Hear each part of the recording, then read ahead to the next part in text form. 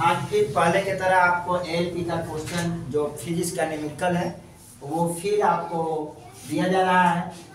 ये आपका heat and energy से है, ठीक, heat and energy, heat and temperature से है, हीट एंड टेम्परेचर, ठीक है। 2019 का है, सेट का क्वेश्चन है, आपका अच्छे लेवल के क्वेश्चन है। परीक्षा में इसी तरह के क्वेश्चन देखने को मिलेगा, ये नहीं देखने को मिलेगा, हो सके तो रिपीट भी कर सकता है, ठीक है। तो चलिए देखते हैं। कर है 200 ग्राम द्रव्यमान वाली एक कढ़ाई की ऊष्माधारिता ज्ञात करें। क्या निकालना है? ऊष्माधारिता। यदि इसे Q कूलम 2000 J मतलब जूल ऊष्मा देने पर इसका तापमान 80 डिग्री सेंटीग्रेड, यहाँ 80 नहीं है मेरे दोस्त, यहाँ 8 डिग्री सेंटीग्रेड की वृद्धि हो जाती है, ठीक है। तो देखिए डेल्टा टी आपको दिया हुआ है कितना, 8 डिग्री की वृद्धि, और आपका Q का वैल्यू दिया है, यानी डी क्यू बराबर दिया है आपका 2000 जूल। तो ऊष्माधारिता बराबर निकाल लेंगे, ऊष्माधारिता बराबर ऊष्मा डी क्यू बटा में डेल्टा टी, यानी आपका ये निकल जाएगा कितना, 2000 बटा में 8, 4 से भाग कर दो, 8 से 4 दूना 8 है, 4 पंचे 20, 500, यानी 500 बटा में 2, यानी आपका 250 क्या आ जाएगा, जूल प्रति किलोमीटर। ये आपका आंसर आ जाएगा, ठीक है।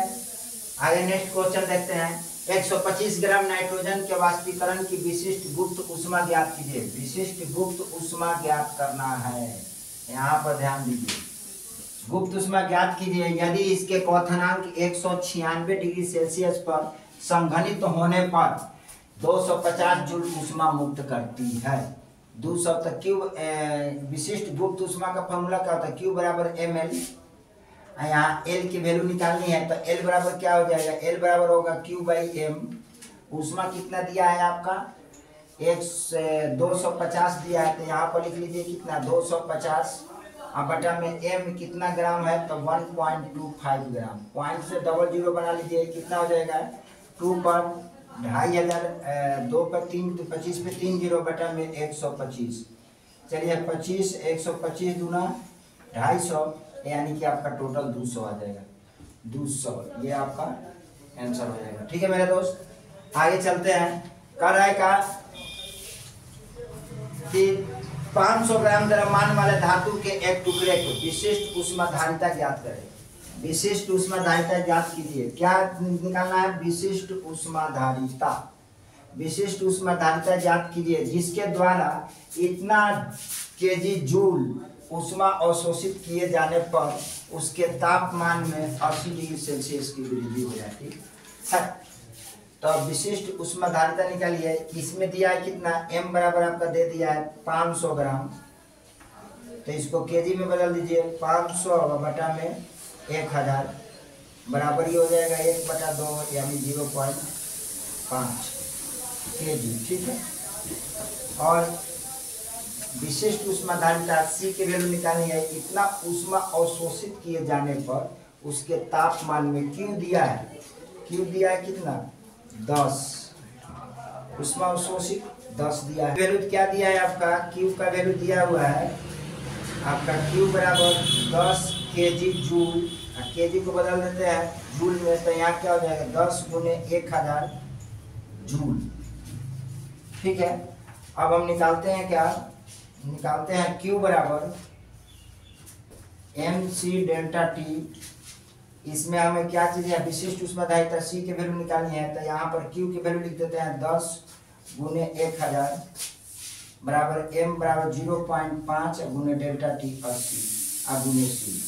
चलिए इसे काटिए, 0 से 0 कैंसिल हो जाएगा। ये एक पॉइंट है तो एक जीरो और बढ़ा देंगे तो इधर आ जाएगा आपको कितना, ये ले लीजिए यहाँ पर C इक्वल टू हो जाएगा 1000 बटा में 8 पचे 40, 4 हो जाएगा।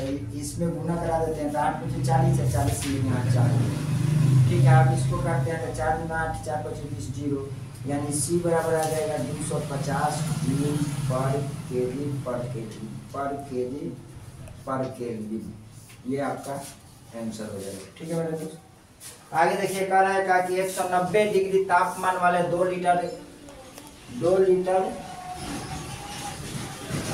मेरे दोस्त है 190 डिग्री सेल्सियस तापमान वाले 2 लीटर अति तप्त पानी को 20 डिग्री सेल्सियस ताप वाले 6 लीटर ठंडे पानी के साथ मिलाया जाए, कोई ऊष्मा हानि न होने पर अंतिम संतुलन का तापमान क्या होगा। अंतिम संतुलन का तापमान मान लेते हैं, अंतिम संतुलन का तापमान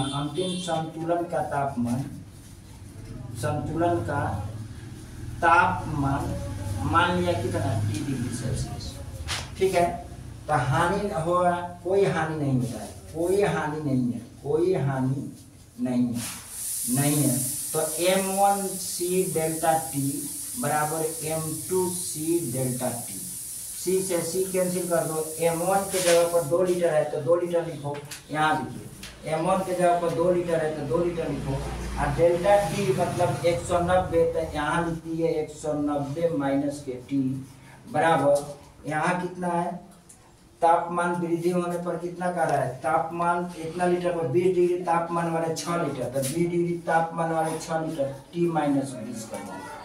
ठीक है, अब इसको आप गुना कर 2 3 6 काट दीजिए और ये हो जाएगा 190 minus T equal to 3t और माइनस 3 देना 6। अब इसको इधर लाइए तो कितना हो जाएगा 9 6 15 150 बराबर, इसको इधर ले जाइए तो 4t। अब आ जाएगा यहाँ क्या 4t बराबर 150 काट दीजिए 75, इसको काट दीजिए 2, फिर t से 2 से भाग कीजिएगा तो कितना हो जाएगा 37.5। आइए आपका आंसर हो जाएगा डिग्री सेल्सियस। ठीक है मेरे दोस्त, ये सारे क्वेश्चन अच्छे लेवल के आपका यूथ कंपटीशन बुक का जो पिछले ईयर में पूछा गया 2019 में ALP का ये सारे क्वेश्चन है आपका। ये अगर अच्छा लगे तो शेयर और सब्सक्राइब जरूर कीजिएगा। Okay, thanks.